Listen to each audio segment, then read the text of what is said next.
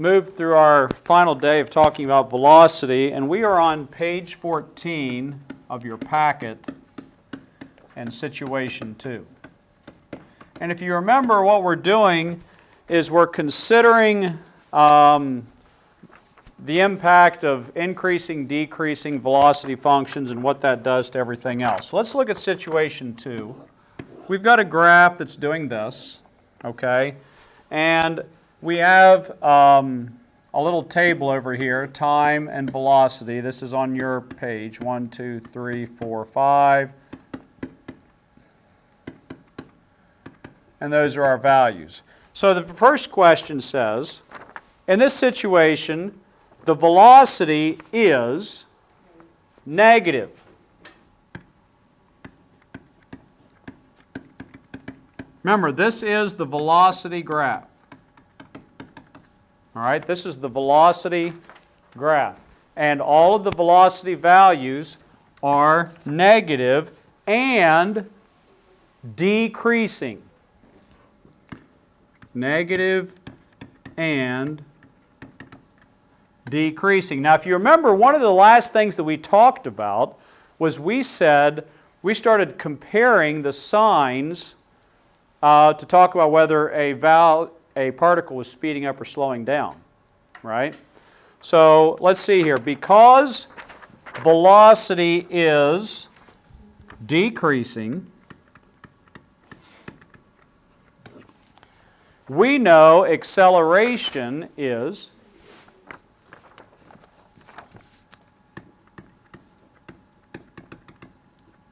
negative. By examining the graph of speed and the table of values, we can conclude that speed is this particle speeding up or slowing down? It is speeding up, okay?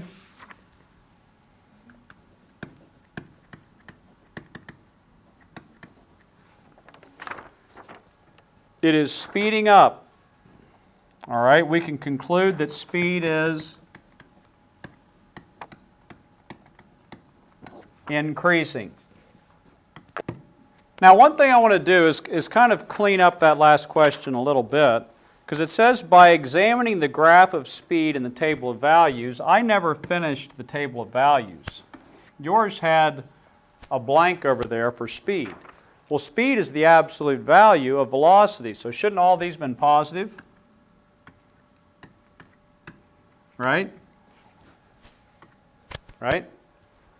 But remember, if I were to look at the graph of speed, we said this the last time, that would reflect this thing up here, right? So the particle is still speeding up, because if I were to look at it through the graph of speed, the signs of speed are positive and my accelerations are positive. Okay, let's go to situation 3. Situation 3. Okay, now I have this graph looking something like this. I have this table of time, velocity, speed. Time 1, 2, 3, 4, 5, negative 16, negative 8, negative 4, negative 2, negative 1. If I were to look at my speed values in this case, 16, 8, 4, 2, and 1. Now, question 1. In this situation, the velocity is negative and increasing. Okay? Because velocity is increasing, we know acceleration is positive.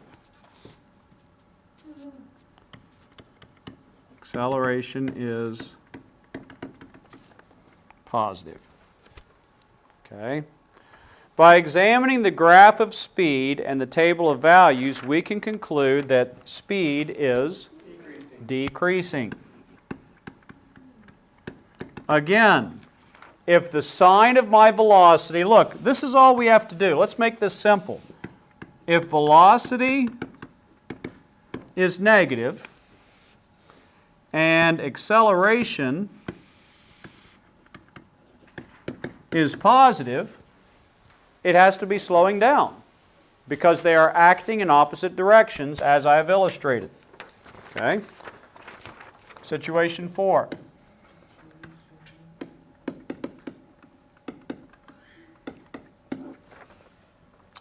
Okay, now my graph looks like this. And I've got my values over here, t, v, s, time, velocity, and speed. 1, 2, 3, 4, 5, 16, 8, 4. Guess it would help if I line those up a little bit better. 4, 2, 1. And of course, all of these are going to be the same. In this situation, the velocity is positive. All of my velocity values are positive values and decreasing, which means because velocity is decreasing, sorry about that. Because velocity is decreasing, we know acceleration is negative. So, velocity is positive, acceleration is negative. What's the particle doing? Slowing down. Okay, or we could say that speed is decreasing. Decreasing or slowing down.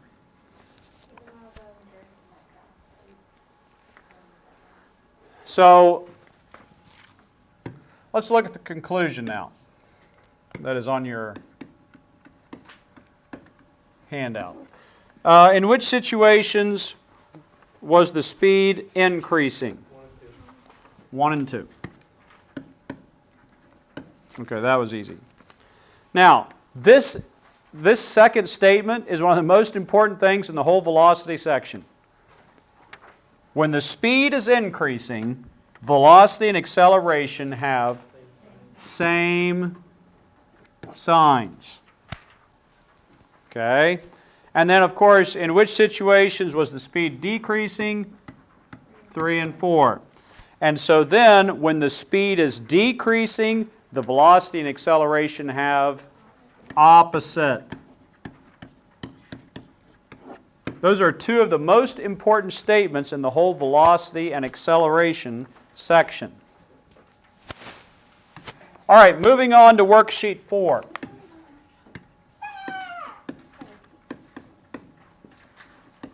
Worksheet 4, we're only doing the first 3 questions, okay, because we're not ready for integrals yet. Number 1, speed is the absolute value of? Velocity. Velocity. I guess we know that one. Number 2, if the velocity and acceleration have the same sign, speed is increasing. These are just good summary statements for us. And number 3, if the velocity and acceleration are opposite in sign, okay, then speed is decreasing. Let's flip the page to worksheet 5, sample practice problems. And you're given a graph.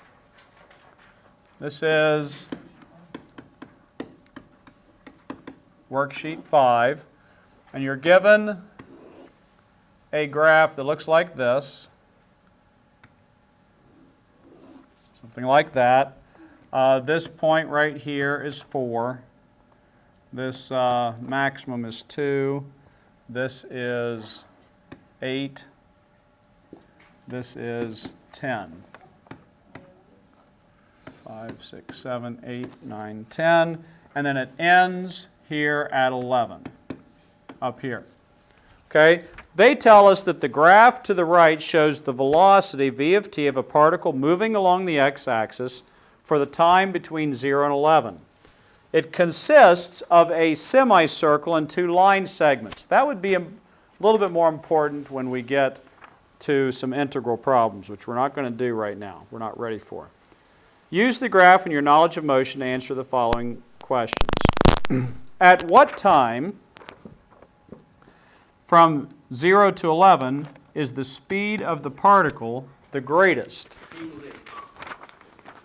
And let's make sure that we think through why we're saying what we're saying. At what time is the particle the greatest?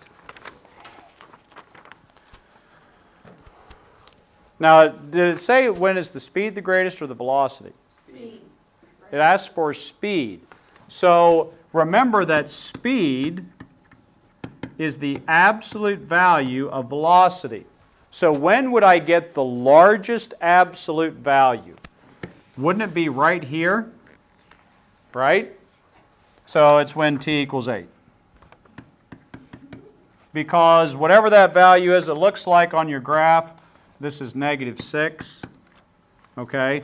At t equals 8, the speed is 6. Okay? All right, question number 2. At which of the times t equals 2, t equals 6, or t equals 9 is the acceleration of the particle the greatest? Explain your answer. So acceleration is the derivative of velocity. And we're given the velocity graph. So let's look at time 2 first. At time 2, what is the velocity? 0. Velocity is 0. That's pretty small. Yeah, I'm sorry, acceleration is 0. Thank you. How about at time 6? Well, at time 6, which is right here, I'm looking at the slope of the tangent line right there, so isn't it going to be a negative value? Okay, and you could use the linear function. I think somebody said that, okay, so at time 2, the acceleration is 0. At time 6, did somebody just say it was -3/2? And how about at time 9? It's positive 3. Do I even need to know that it's 3? The acceleration is 3. The only thing I need to know is the fact that it's positive, because I've got 3 values here. I've got a 0, I've got a negative, and I've got a positive. Obviously, this is when the acceleration is the greatest. Okay? Question number 3. I'm going to stay on this page. I'll just write my answer someplace else. Over what time intervals is the particle moving to the left? Explain your answer. From 4 to what? Isn't it from 4 to 10? Why is the answer? It's moving left. Look, this whole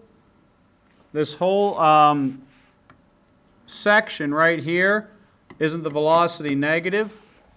So it's moving left from 4 to 10. Okay? So we would say from 4 to 10 for number 3. And make sure that you don't put greater than or equal to. Okay? Because at those places it stopped. Number 4. Over what time intervals is the speed of the particle decreasing? So now we're looking for opposite signs between velocity and acceleration. So it looks to me on this graph like from 2 to 4. 2 to 4, isn't the velocity positive and the acceleration negative?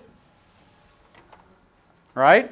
I have positive velocity values and negative acceleration values because the slopes of the tangent line would be negative. All right? And it also looks like from 8 to 10. 8 to 10, I have a negative velocity but a positive acceleration. So my answer to number 4 would be between 2 and 4, and 8 and 10.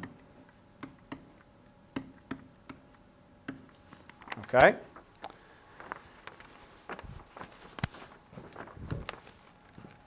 And we will stop there for today.